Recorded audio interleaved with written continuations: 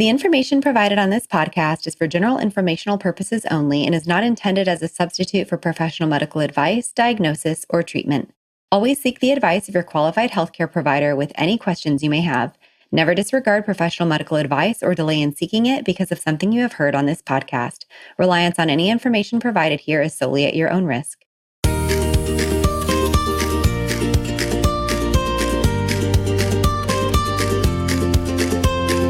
Welcome to the Birth Baby Podcast. Each week, you'll find guidance, encouragement, and practical tools to support you through pregnancy, birth, and the postpartum journey. I'm your host, Ciarra Morgan, a certified birth and postpartum doula, hypnobirthing educator, and pediatric sleep consultant. I'm also the owner of a doula agency in Austin, Texas, and the founder of the Birth Baby Academy, where I offer classes for both parents and birth professionals. Thanks for being here.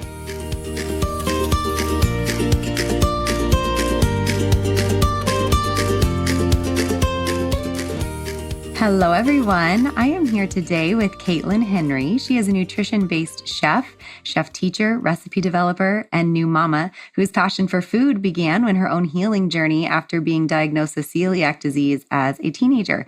So she is here today to share her birth story, and we actually kind of met in a funny way. We were at a little camping RV park and met at a pool, and you know how it goes when you're a birth worker, everything turns birthy.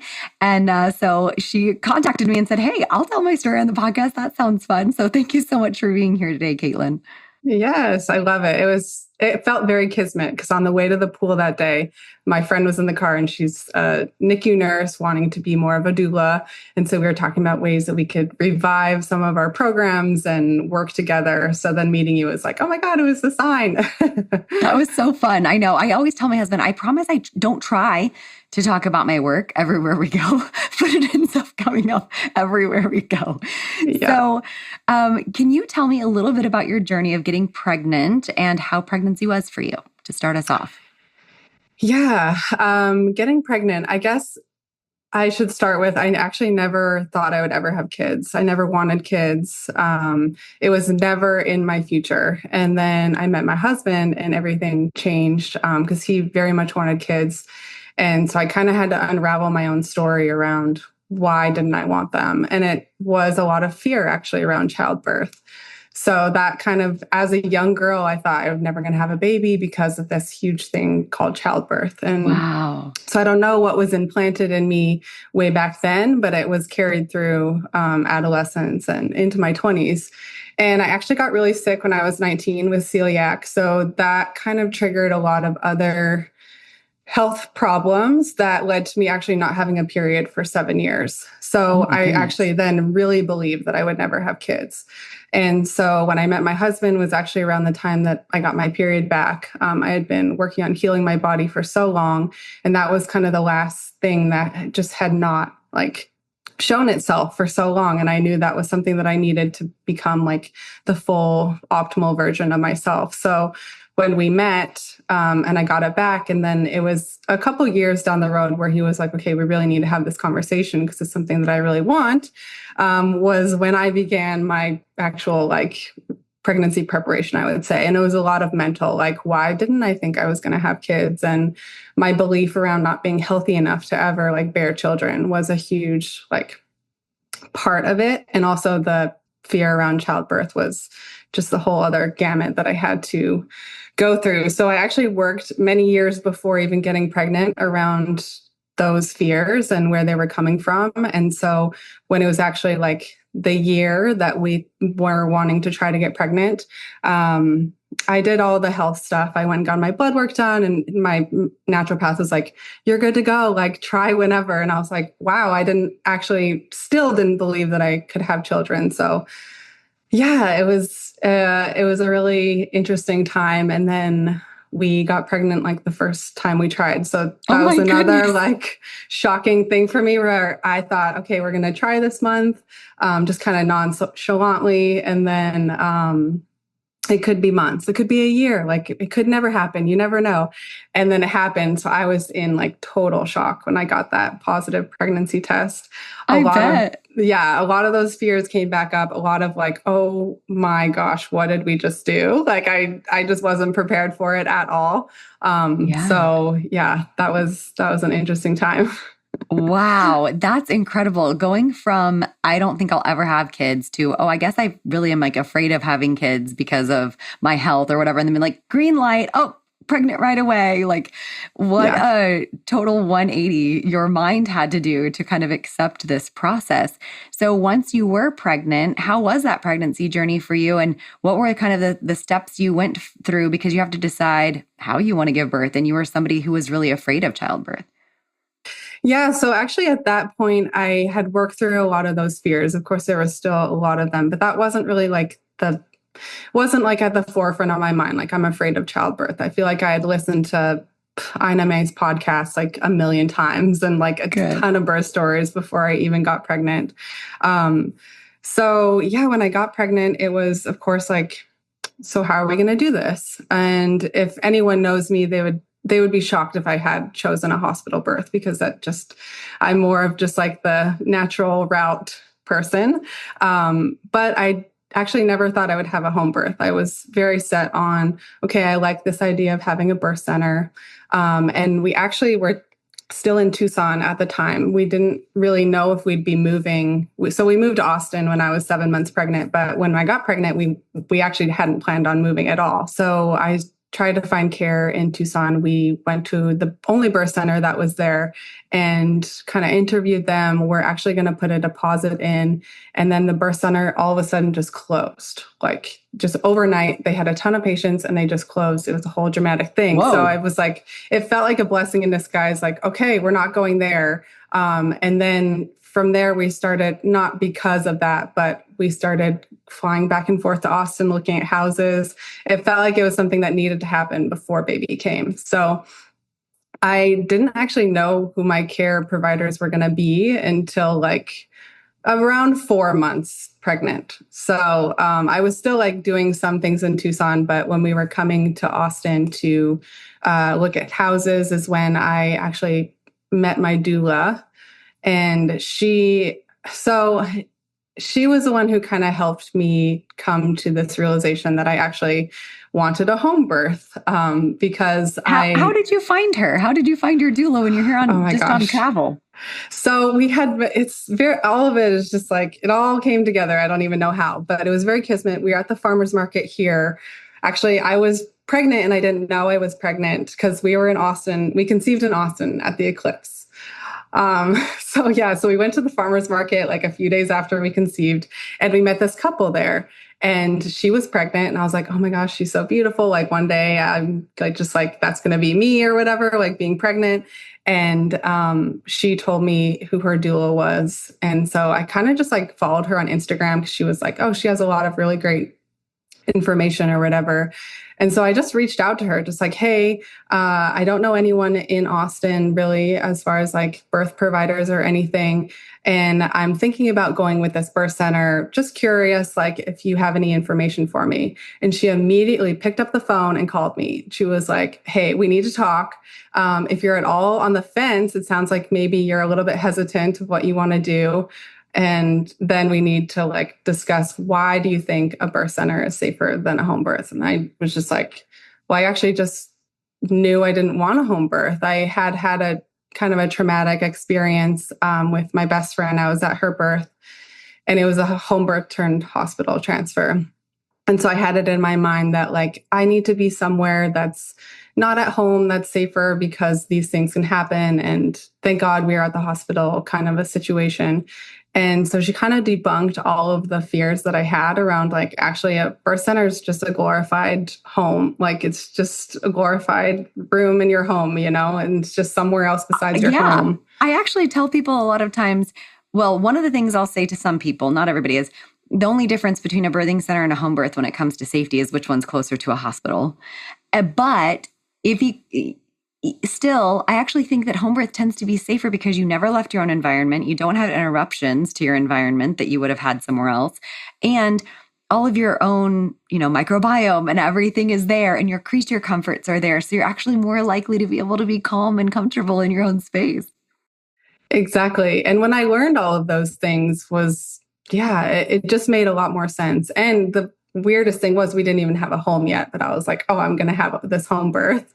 So I just felt like so wild. But in that, another reason why I never wanted to have a home birth is because after that hospital transfer with my best friend, my mom was like, don't ever have a home birth. Like, don't ever do that to me, was her thing. So actually, when I planned this whole different route that I was going with my birth, I didn't tell her because I knew that it would just be a lot of energy put on me. And throughout my whole pregnancy, that was really challenging because That how was can you very not tell your smart. mom?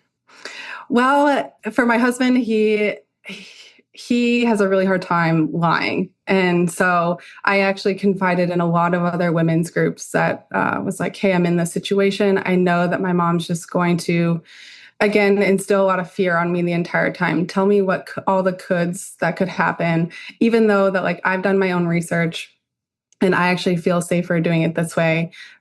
So yeah, it was a lot of just like trusting myself and trusting my decision. And so yeah, my doula was amazing in that way, in that she just helped me through like some of the roadblocks that I may have been feeling. And we were really far from both of the birth centers that we were thinking about going to. So in that sense, it was like, well, that feels like a really long drive to leave home in that like very sacred time. So Yeah, absolutely. So did she kind of help connect you with some home birth midwives that you could interview and things like that? And did you do any sort of classes to prepare? yeah, so she gave me a list of 3 of her top midwives in Austin. And she was like, the first one, really love, they're great. They're very like intervention and blah, blah, blah. The second one, my favorite, but very unlikely that you'll get her. She's very busy and you're already like, I think this was like, I was almost 5 months pregnant at the time. And then the third one's just like, yes, this would be a great option if the other 2 weren't available.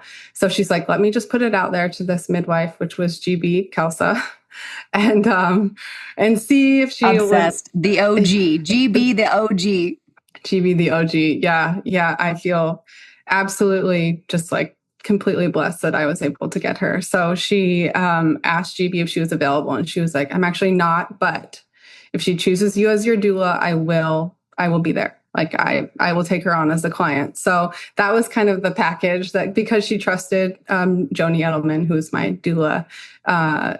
In the case that she couldn't be there right away or whatever, they just had a good relationship. So that's how I found my midwife, and I interviewed GB, and I actually interviewed the other 2 as well. And I would say like pretty much right away, I was convinced that GB was the right one for me. So yeah, she's incredible. It sounds like what you had said to me before about, the way that you look at the world, the way that you try to be conscious about the things that you're putting into your body and all these things, like everything that you had told me up until now. I'm like, well, of course, GB would be the best choice. Not everybody, though. It's kind of funny. Like some people, it's too hands off, Mm-hmm. And so, but she is just so trusting of birth. I love that so much. So did you also take any classes or did you get education through your doula? Yeah, Joni was great education. She offered that I could come to any of her classes for free, but she was like, honestly, you know everything already, and it's only if you like feel like spending a day with me. And so I did. I just watched a ton of videos, and mostly birth videos, and read a lot of books. And I had already read Ina May's Guide to Childbirth and all of that too. So I think more of my like education or preparation was in the form of like meditation. I did a lot of like visualization around my birth, and yeah, still like unraveling the fears as they came up was a lot of my preparation. And of course, just like how to prepare the space and stuff. But that kind of stuff was like, it was hard for me to do. The other stuff was easy, but the stuff of like, where are things going to go? And like, where is this going to be was The more tangible challenging things. for me. The Yeah. tangible things were tough. Yeah. So what happened? How did you go into labor? How far along were you? How did it all go? Yeah, my pregnancy was really great. Actually, my first trimester, I had a ton of food aversions and had the nausea and pretty low energy. But after I hit second trimester, I actually really enjoyed being pregnant. And I felt pretty good the entire time. I did have some sciatica come up in like late second, early third trimester. And so I was getting chiropractic adjustments, which I felt really helped. But So I gave birth last January, January 6th. So I was actually having Braxton Hicks contractions all through December. So from like 33 weeks on. And some days I actually didn't know what they were for a while because we moved into Austin and I saw GB and I was like, yeah, I'm having this like weird tightening and the sensation. She's like, oh, you're having Braxton Hicks. I was like, oh, I just thought like maybe I was moving too much and I needed to slow down. She's like, well, yeah, that's exactly what that is. So, yeah, I was having them a lot. And then at 37 weeks, they were actually pretty intense. I was getting them quite frequently. And she was like, all right, well, we really want to keep this baby in there for a little while. So basically, you just need to slow down even more. So I definitely took on that advice. And then at 39 weeks and 6 days, is when my labor began. So that was also another shocker because I've always been told that first babies are usually late. It could be 2 weeks late. And I really didn't want it to be 2 weeks late because my mom had already booked a flight to come like 2 weeks after my due date. So I was like, you're not coming anywhere near it. And so I was like praying that at least she would come like maybe a week late or late, I guess it's whatever. Yeah, but, all the quotes. Yeah. Yeah. A week from there. So we actually didn't prepare much because we really thought we still had a week to go. Because it was also going to be a full moon the next week. And we're like, oh, she's going to come on a full moon. But yeah, on the 5th, I woke up around 1 a.m. and had my first like real contraction. And I knew it was different because it wasn't like a Braxton Hicks. So, because I was pretty used to what those felt like and they didn't really come when I was asleep. So it woke me up. I had this weird sensation. And I got out of bed. I didn't want to wake my husband and just like went in. We have a spare room, went into the other room and was like, man, I think that was actually a contraction. And I kind of just laid there through like an hour of maybe a couple through that hour. And then I got up around like 2 and started walking around the house, just kind of like, wow, this is interesting. I wonder what's happening. It could be days from now. Maybe they're going to go away. I actually really thought they were going to go away by the next day. And my husband was awake too, because I don't know, he just felt something. He felt you get out of bed. Yeah. He felt something was happening. And so I told him that I think I had my first real contraction. And he got super excited and didn't know what to do. And he's like, oh my gosh, what do we do? And so GB always said okay, it could be days, try to sleep as long as you can. And so I was like, we just need to go back to bed. We don't know what's going to happen. So on and off sleep until 7 that morning. And then that's when I started losing my mucus plug. So my labor really progressed pretty steadily from there. I would say 7 to noon that day, I was like, okay, if we're going to have a baby in the next few days, we need to prepare food because we hadn't prepared any of our postpartum meals. I'm a chef. I cannot believe I'm not prepared because I thought I had this other week to do all this stuff. So I started frantically making food, like soups and stews. I had 3 things going at once. And another funny piece is I started making a cake because that was the other thing is I can make a cake. By the time my cake is done, maybe I'll have a baby. That was a story. Wait. How close were your waves together when you started this food prep season or session? They were 9 to 10 minutes apart. And we actually didn't start tracking until 12 because that's when GB's like, okay, it sounds like this is actually something is happening. Maybe start writing them down.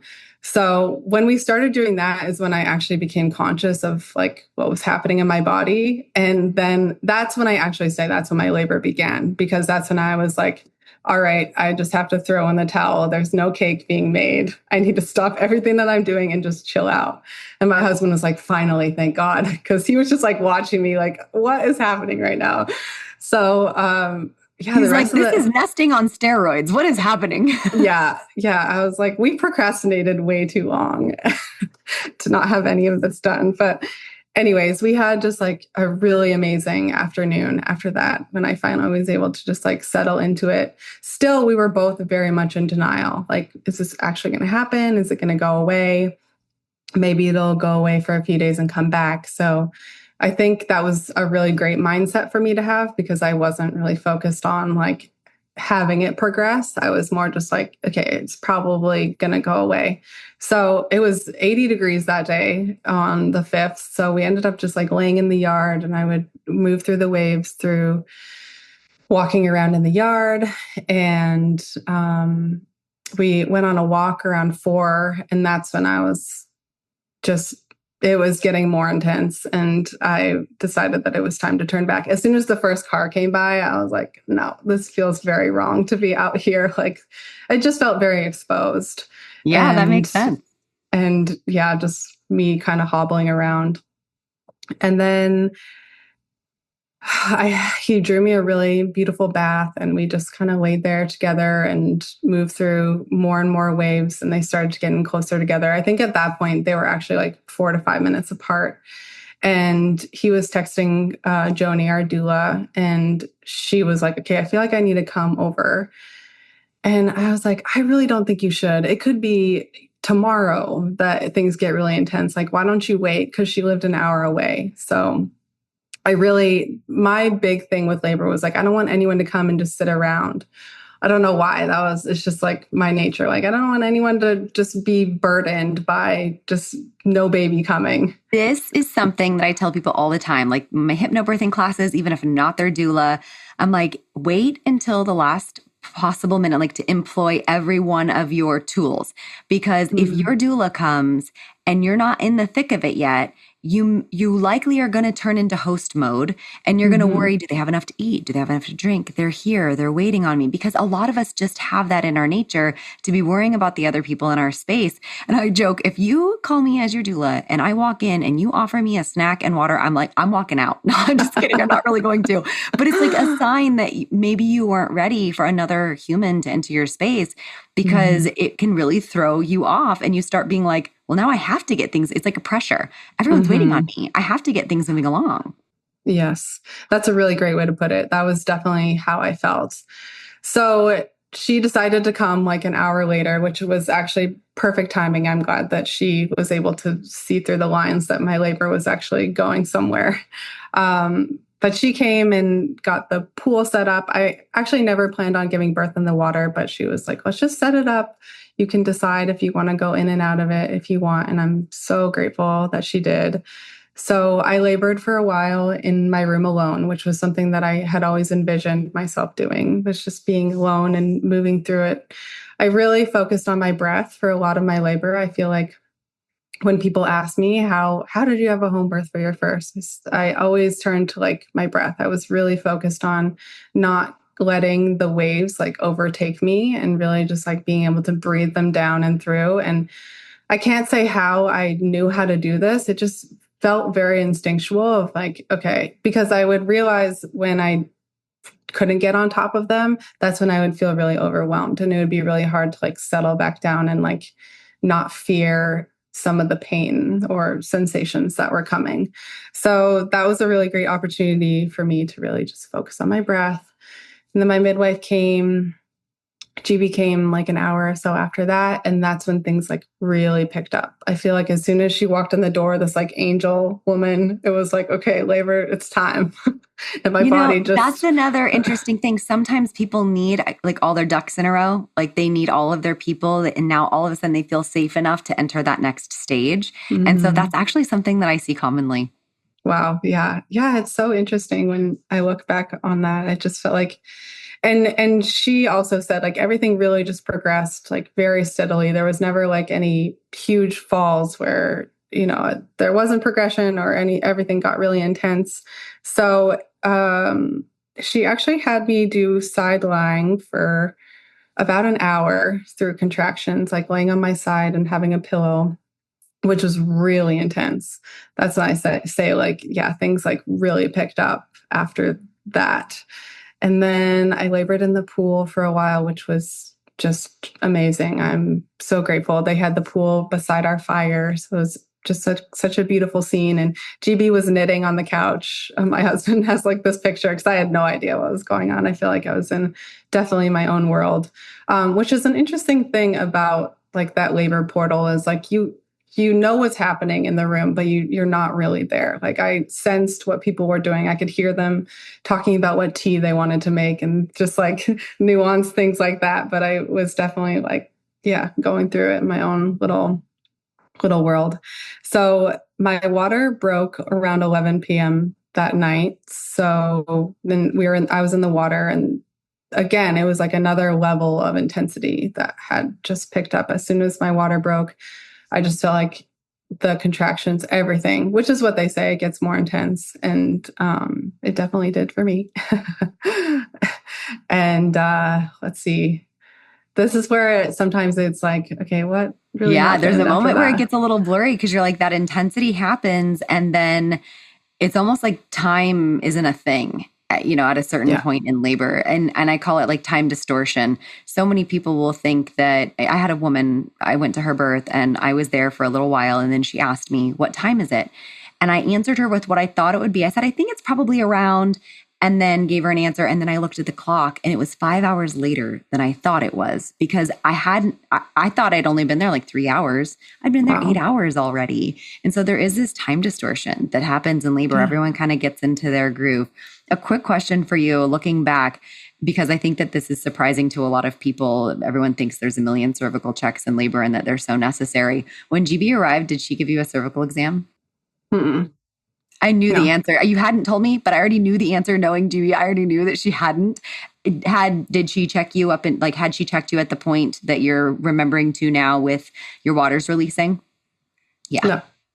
Okay. No, I actually don't think that she checked me at all until it was like 2 a.m. and baby came at 3. So there was no cervical checks throughout that, which is something not necessary. Exactly. And it was something that I actually, like, I really didn't want, because I didn't want somebody to tell me which one way or the other. And that was more of a mental thing for me, because I didn't want to feel like I had been laboring for so long and then not progressed. So I was really, really happy about that. And actually, around 6, when I was in the tub with my husband, we have this birthday book that it's like the language of birthdays. It's kind of like a horoscope book. And he had read January 5th as like what could be her birthday, because it was 6 p.m. on January 5th. And we were both like, oh, that's not her. I don't think that's her. And so he read January 6th and we were like crying. We're like, okay, this is definitely her. And I was like, oh no, this means like I have at least 6 more hours of this, like probably 7 if we're really going to get into the 6th. And I just could not believe it. It was that moment in me where I was like, oh, geez, I really need to get it together. Like 7 more hours. It's funny that was your thing. Not a cervical check, not nothing else. It was her horoscope. You knew it was wrong. You're like, I have way many hours of this. Yeah. I mean, we're a little wheel around here, but I love it. That was definitely, that was a heartbreaker for me at the time. But then when my water broke at 11, and I don't even know if I knew the time, but you're right. Like time just, it stops, disappears, goes fast, whatever. It's just like, it's such a wonky thing to think about. So after the water breaking, I went through a number of waves on the birth stool, which is another like very intense thing. But in my mind, I wasn't afraid of doing because the birth stool is like really can be considered very painful. And for me, it was like, okay, if this is going to help me progress or get her into position more. So I was all gung ho to do like whatever it took to progress. So I did the birth stool for a while. Yeah, intensity brings the baby, Yeah, exactly. Yeah. And I know at one point during this, they had sensed that it was time, because I wanted to birth in my bedroom. They had sensed that it was maybe time, it was getting close. Let's try and get her to the bedroom. And I feel like from my living room, which is not very far from my bedroom, was like this whole journey to get there. And at one point, they had thrown down a yoga mat in the middle of the kitchen floor because it's in between. And I was laboring there for a while because I just could not make it here. And I just remember them all having this little chuckle of like, haha, wouldn't it be so funny if she gave birth in the kitchen? Because she's a chef and everything. And in my mind, I was like, I can't believe you're making jokes right now. but I had like clearly heard that. It was pretty funny. That's awesome. Yeah. And so, yeah, by the time I got to my room, it's very, very hazy of what was really happening. But I did give birth. So it could have been a few hours in my room that I had labored more. And I did have that breaking point, what they say in transition, of I was crying and saying I couldn't do this anymore. But my mantra through this whole process, because I had chosen, this more alternative way of birthing, I guess, not really, but I had chosen the home birth, was no one is coming to save me. If I were to transfer to the hospital, what are they going to do? They're going to give me an epidural. That's not going to save me. The doctor's not going to save me. So I just really kept my coming gosh, back I to love that so much. That's really beautiful, Katelyn. Like, I'm the only one that can save myself, and I don't need to be saved too. Wow, that's awesome. Yeah, and I guess we all have different feelings around where we feel safest. And that was something that I learned early on too, is like, if you feel safest in a hospital, that's probably where you should birth. If you feel safest in a birthing center, definitely you should be there. And for me, I don't see the hospital as somewhere safer just because I've had my own experiences with it. And so for me, that was like, there was no other option but to go through this myself, because again, they're not going to save me. And so I think that really did get me through some of those hard points where I didn't know that I could keep going. And I did say, like, I can't do this anymore. And that's when my husband was super excited, because like, I know what this means, because we had read so many stories and listened to so many things that he got very excited at that point. And for him, he loved the entire process. At one point during labor, he just looked over at me and he says, I know what you're going through, but I'm loving this so much. So having him trust the process, really, it helped so much. I can't imagine. I tell partners how powerful they are. Partners are so powerful. They're a big reason, make it or break it in some cases, and in a lot of cases, honestly. And it is so beautiful that he was able to show up for you that way and totally trusted the process with you, because that was very impactful. It was so impactful. And we didn't practice like how he would support me, like hip squeezes and any of these other like pain mitigating techniques. It was just like it was like he knew me so well. He knew what to do. And he knew that like him trusting birth was going to help me so much. So it's like so monumental to have that in your partner, for sure. So I feel very, very, very lucky for that. And let's see, I did feel like I was pushing for a long time. So there was a lot of active pushing that I was doing, which I wasn't really sure if I was going to, because, I had read so many different birth stories, but I did have some active pushing. I felt like eternity, but I think it was around like 2 hours of just like moving her down.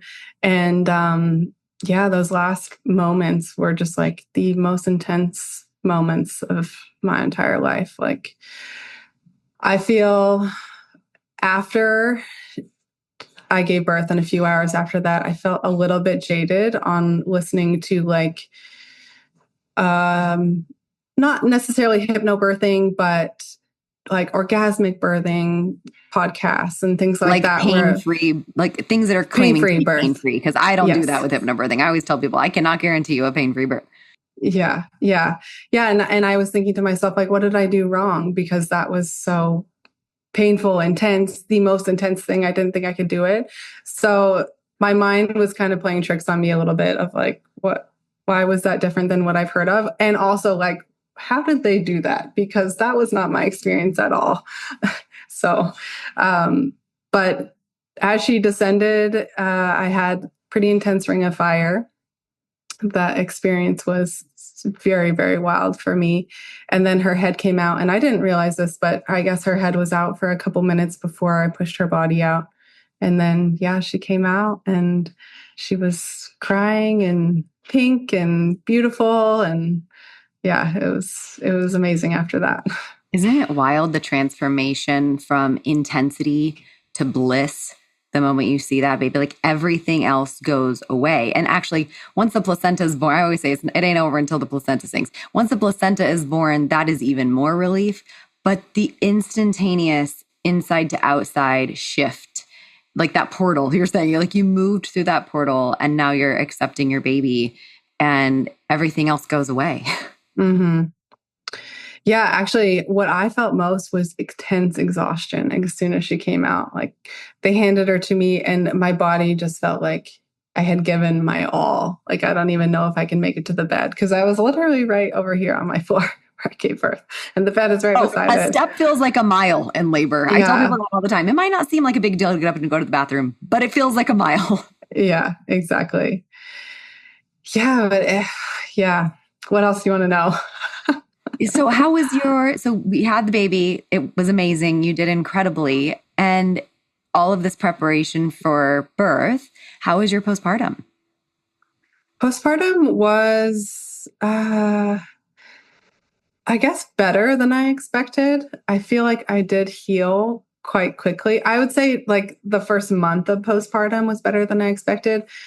The months leading after, I didn't realize postpartum just continued on. And there was a lot of different things that happened through that process. As I'm 9 months postpartum, I'm feeling totally different things. But yeah, that first day, we were just in such bliss. It was just my husband and I once everybody left. And we created just like such a little sanctuary. He cooked all my meals for me. I had made him like this cute little cookbook. So he had recipes and things like that.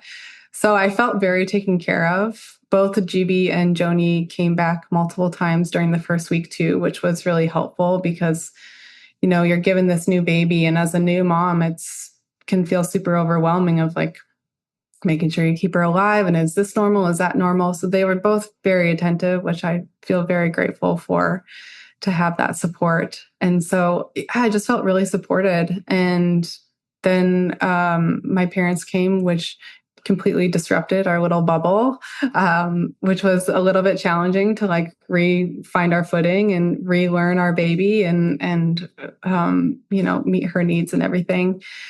And breastfeeding was actually a pretty big challenge for me. So I would say like the healing of my own body felt like it was quicker than I had expected. I did tear a little bit and I tried to follow the first 40 days, like sort of roadmap, if you know that book, and like the Ayurvedic approach. I didn't make it 40 days like in bed in my house, but I did do like at least 5 days in bed, which I feel like really helped that process of healing. But yeah, the breastfeeding process was pretty challenging for the first little while. So we had some things that we had to work through, but now it's just like, I can't even believe that was a thing, but it's such a big thing when it's that first week.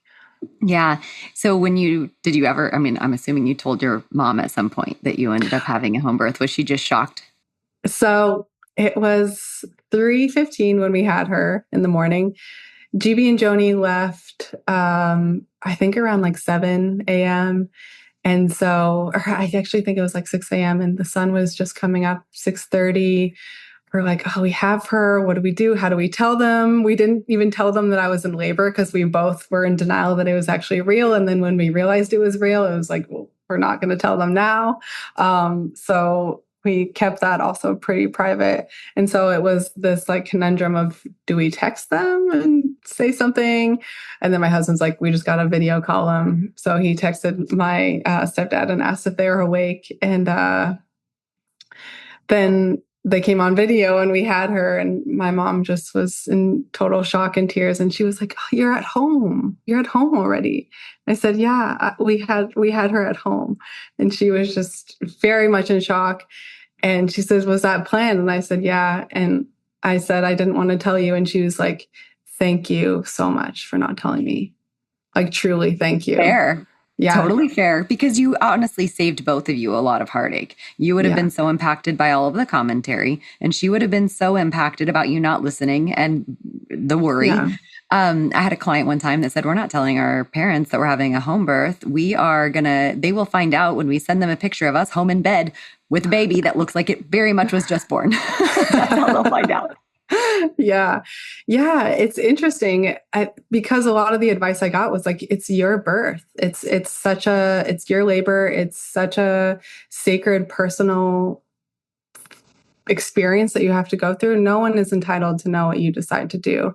And so that actually did resonate a lot with me of, yeah, this is how I feel and trust is going to work out the best. And for her to acknowledge that and say thank you, because I don't know what I would have done if I would have known. And now she just like screams it from the roof that I had this amazing home birth and she's so proud and things. So it really did. I was able to like change her mindset and thoughts around like the safety of it by just like going through it and having it and her seeing like what a success that it was. So. Oh, that is so beautiful. I really, really, really, really love that. Well, this is awesome. I'm so thankful that I met you by Kismet at a random pool in a random little town that you have to drive very far outside of the city to get to. And I got to meet your sweet little family, your husband and your daughter as well. Thank you so much for sharing this with us. I am going to share it in the show notes too. But if anyone wants to follow you and kind of see what you're doing there on social media, how can someone find you? Yeah, I think Instagram right now is the best place. I'm at KL Cuisine. And I share a lot of recipes on there, share a lot of postpartum stuff, and share my Substack on there as well. So I share a lot of recipes and things. Awesome. Thank you so much, Katelyn. It was really nice getting to talk with you. Yes. Thanks for listening. If you enjoyed today's episode, please take a moment to follow, rate, and review the podcast. It helps us reach more families who can benefit from this resource. For more resources, classes, and services, head to empoweredbeginningsatx.com or check out the Birth Baby Academy at birthbabyacademy.com. Until next time, wishing you confidence and calm on your journey through birth and beyond.